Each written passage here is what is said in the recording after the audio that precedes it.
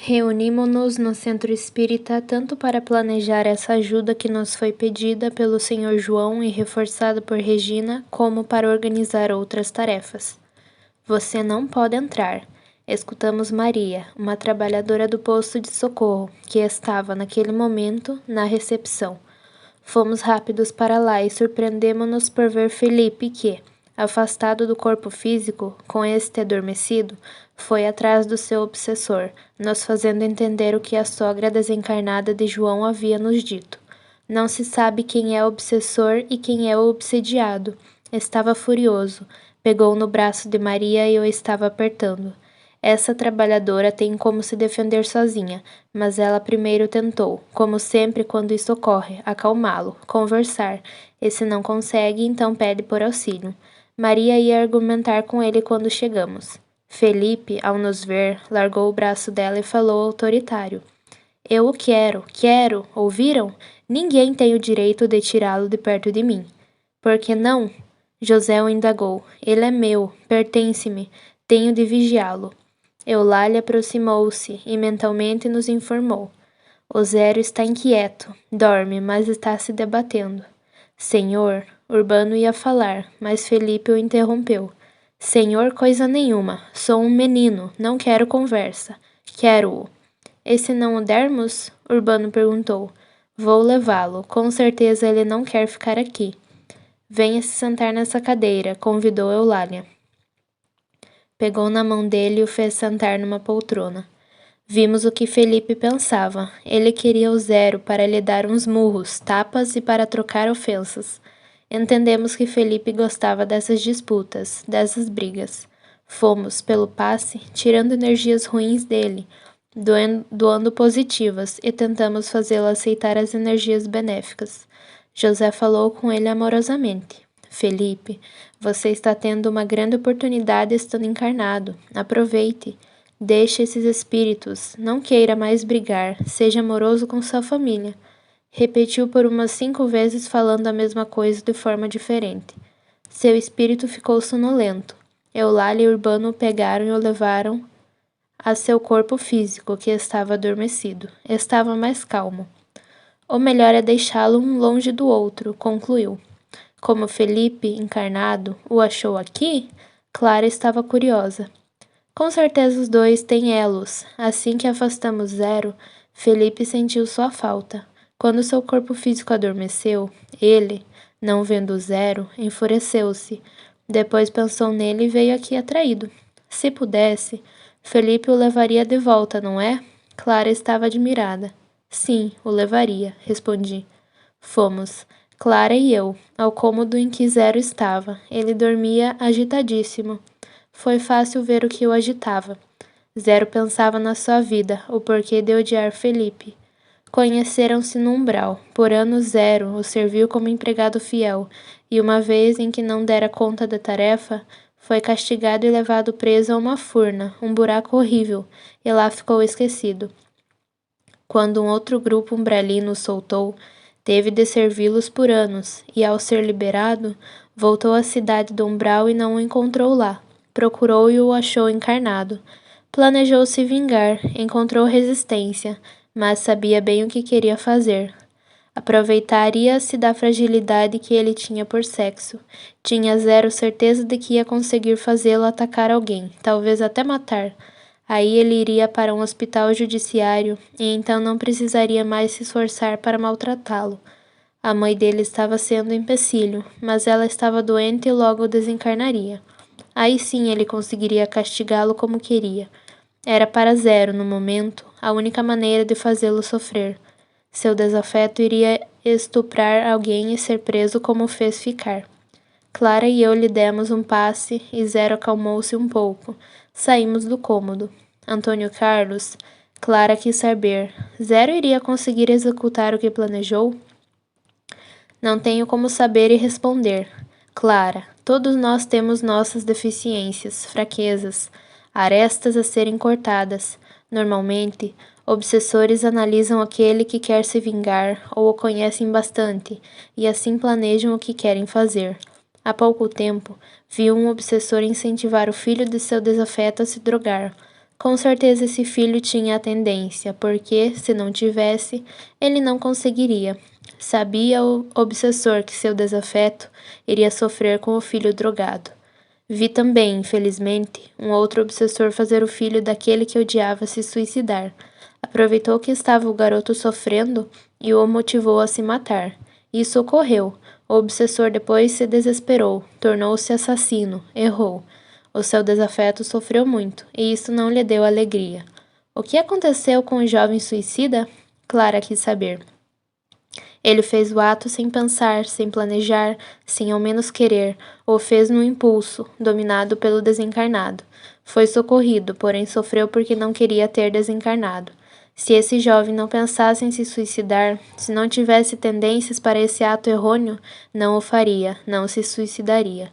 Lembro-a de que ouvimos e atendemos a quem queremos. E pelo que soube, esse jovem era também desafeto desse obsessor. E, infelizmente, ele, em outra existência, incentivara uma pessoa a se suicidar. O fato, Clara, é que Zero sabe bem as tendências negativas do espírito de Felipe e o estava incentivando a errar para sofrer as consequências, para ficar como ele ficou, preso em algum lugar. De fato, a mãe o vigia. Felipe poderá fazer ou não o que estava e ainda lhe está sendo sugerido, porém ele tem o livre-arbítrio e fará o que quer. Urbano e Eulália retornaram. Informaram que deixaram Felipe dormindo mais tranquilo. José e eu levamos Zero para outro centro espírita, longe do nosso, uma casa amiga com a qual costumávamos trocar favores. O deixamos acomodado. Zero, longe daquele que odiava, se acalmou. Ali, Felipe não conseguiria localizá-lo e não iria atrás dele. Zero terá lá orientação, acolhimento e ficará abrigado para se recompor, informei o grupo. No domingo, José e Urbano foram à casa de João, e depois da visita, informaram que Felipe estava inquieto e procurava algo. Batera em um e em duas. Na segunda-feira, João viera ao centro espírita para assistir à palestra e receber o passe. Maria Inês lhe pedira para ficar após o término para a equipe conversar com ele. Perguntando como estava, ele se queixou do neto. Senhor João, leve-o ao médico. O garoto se sentirá mais calmo com uma medicação adequada, aconselhou Leonardo. João acatou a ideia. Despediu-se sentindo-se aliviado e determinado a levar Felipe para uma consulta médica. Urbano e Fátima ficaram encarregados de ir várias vezes à casa de João. João, logo pela manhã, ligou para o consultório de um médico que lhe fora recomendado. E, por ser particular e por ter uma desistência, a consulta foi marcada para a tarde. Fiquei encarregado de ir com ele. Conhecia o médico e sabia que esse profissional recebia fácil, pela intuição, o que seu protetor passava para ele. Fui antes e conversei com ele com esse desencarnado. Expliquei o que estava acontecendo. João pegou um táxi e foram ele e Felipe. O médico, pontual, o atendeu e examinou, verificando pressão, etc. O médico e o avô viram como Felipe olhou para a secretária, uma jovem bonita. Ali, apontou o médico para uma pequena copa. Estão umas bolachas gostosas, pode comê-las. Felipe, para não sujar aqui, coma-as encostado na pia. O médico quis ficar a sós com o avô. Felipe foi ao local indicado.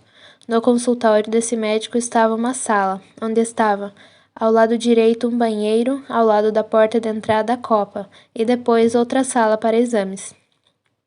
Conte-me, senhor João, o que está acontecendo com seu neto? Pediu o médico. Doutor, disse João em voz baixa, o senhor viu como ele olhou para sua secretária? Os apelos do sexo estão fortes nele. Tenho medo de que ele ataque alguém. Ele é forte, tem muita força. Parece que ele só pensa nisso. Tranquilize-se, senhor João. Vou medicá-lo para sossegá-lo. Deus o ouça. Felipe comeu todas as bolachas e retornou à sala. Acabou. Você comeu todas? João se envergonhou. Tudo bem, senhor João, disse o médico. Felipe, você toma remédios? Não, mas mamãe toma.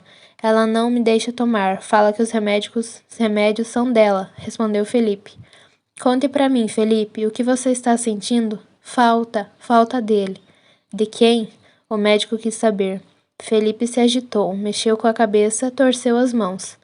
Vou lhe dar um remédio. O médico levantou-se. Pegou na estante 3 caixas e deu uma medicação, amostras grátis. Pegou água e deu um comprimido para Felipe, que pegou, riu e tomou. Senhor João, infelizmente tenho somente 3 comprimidos. Dê um por dia a ele. Vou receitar os remédios. Pegou seu receituário. Doutor, esses remédios são controlados? Indagou João.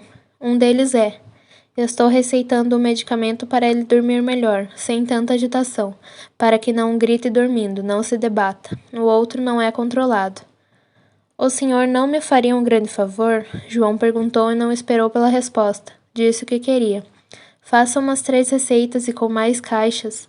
Felipe é meu neto, filho de meu filho que mora em outra cidade. Eles vêm raramente à minha casa. Fica difícil trazê-lo para outra consulta.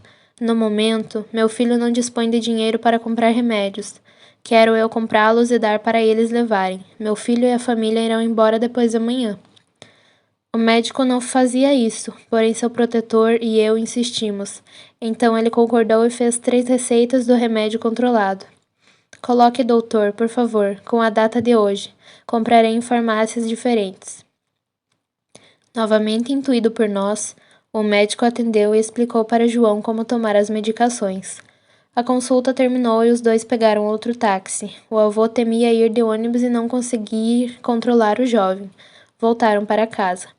João foi às farmácias e comprou os remédios. Explicou detalhadamente para a Nora como ela deveria dá-los para Felipe. A Nora foi guardar os medicamentos. O casal, João e a esposa, ficaram sozinhos na cozinha. João, você pagou a consulta, comprou os remédios. Com que dinheiro? Não poderia deixá-los ir embora sem fazer algo por esse neto. Recebi a aposentadoria há 3 dias. Era o dinheiro para passarmos o mês. Farei um empréstimo compulsório, que desconta todo mês uma parcela. João, o que recebe mal dá para nossas despesas. Recebendo menos, tudo irá piorar. A filha de João chegou na casa e se dirigiu para a cozinha para vê-los. Esforcei-me e a fiz parar perto da porta e escutar a conversa dos pais. Ela tinha ido ao açougue comprar carne para ela. Comoveu-se ao escutá-los. Entrou na cozinha. Oi, pai, oi, mãe. Trouxe essas carnes para os senhores. Para nós? Por quê? Perguntou João. Meu irmão está aqui e eu nem os chamei para almoçar em minha casa. Sabe, o Felipe. Trouxe essas carnes para fazer para todos. Mamãe, a senhora sabe que meu esposo recebe uma boa cesta básica da firma que trabalha.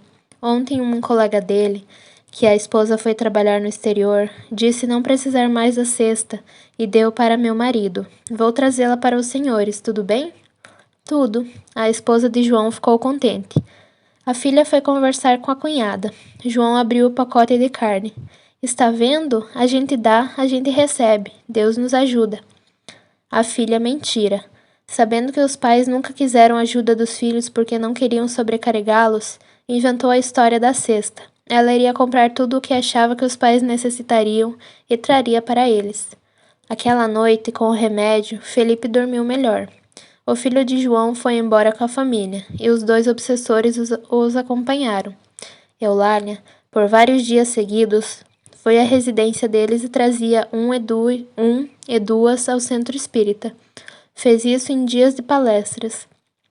Os deixava escutando, conversava com eles, os fez tomar banhos. Alimentaram-se e passou a chamá-los pelos nomes, Chiquinho e Dalva. Trazia-os e os levava.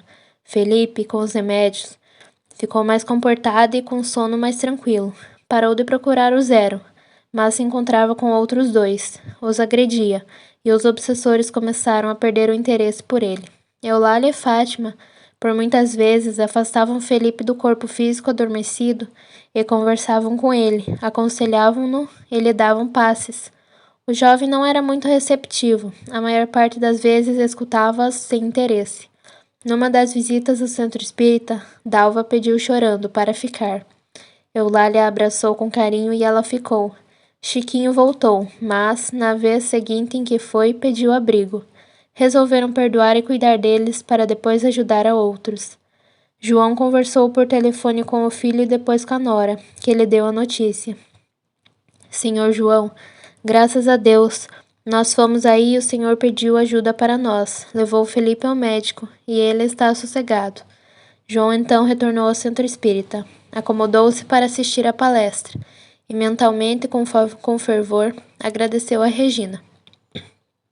Para ele fora a Regina quem o ajudara. De fato, se atende muito em nome de outro. Não importa quem recebe o bem, o auxílio, nem para quem foi pedido. O importante é fazer o que podemos e devemos. Os atos são de quem os fazem. Atender em nome da Regina foi um prazer, uma alegria imensa. A palestra foi dada por Sheila e o tema foi gratidão. Lembrou a palestrante do Evangelho segundo o Espiritismo, capítulo 28.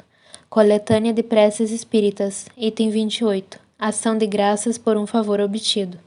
Não devemos considerar como acontecimentos felizes apenas as coisas de grande importância. As pequenas são, muitas vezes, as que mais influem sobre nosso destino. Os benefícios de Deus não consistem somente em coisas materiais. É preciso, igualmente, agradecer as boas ideias, as inspirações felizes que nos são sugeridas. De fato, quando somos gratos é porque estamos aprendendo a amar.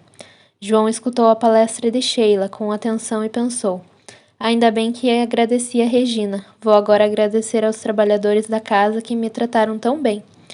Quando terminaram os passes, João aproximou-se dos passistas que estavam à frente, cumprimentou-os e disse: quero agradecê-los. Como está o senhor e o seu neto? Perguntou Maria Helena. É por isso que agradeço. Estou bem, e meu neto melhorou. Deus lhe pague. Que Deus nos proteja, respondeu Roseli. Os encarnados sorriram, e nós, desencarnados, demos por encerrada aquela tarefa.